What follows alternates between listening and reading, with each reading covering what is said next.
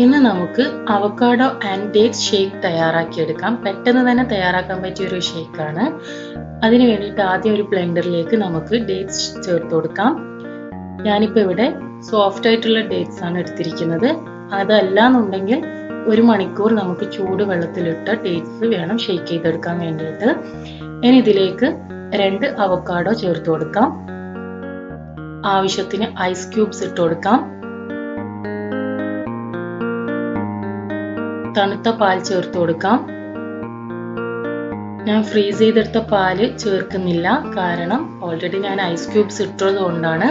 നിങ്ങൾക്ക് വേണമെന്നുണ്ടെങ്കിൽ ഫ്രീസ് ചെയ്തെടുത്ത പാല് ഉപയോഗിക്കാം, ഐസ് ക്യൂബ്സ് അവോയ്ഡ് ചെയ്യാം. ഇനി ഇതിലേക്ക് ആവശ്യത്തിന് പഞ്ചസാര ചേർത്ത് കൊടുക്കാം. ഓരോരുത്തരുടെ മധുരം അനുസരിച്ചിട്ട് അഡ്ജസ്റ്റ് ചെയ്യാം. നമുക്ക് നന്നായിട്ട് ഒന്ന് ആദ്യം ബ്ലെൻഡ് ചെയ്തെടുക്കാം.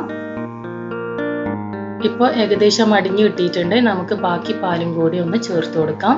ഞാനിപ്പോൾ ഇവിടെ 2 കപ്പ് പാലാണ് ചേർത്തിരിക്കുന്നത്.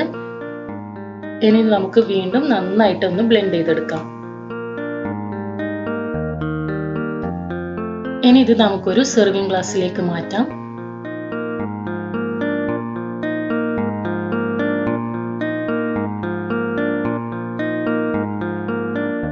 ഇനി ഇതിന് മുകളിലേക്കായി ഞാനിവിടെ ഹണി ഉപയോഗിക്കുന്നുണ്ട്.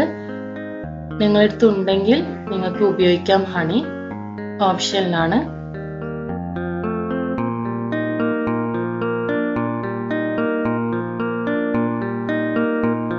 ഇപ്പൊ നമ്മുടെ അവക്കാഡോ ആൻഡ് ഡേറ്റ്സ് ഷേക്ക് തയ്യാറായിട്ടുണ്ട്.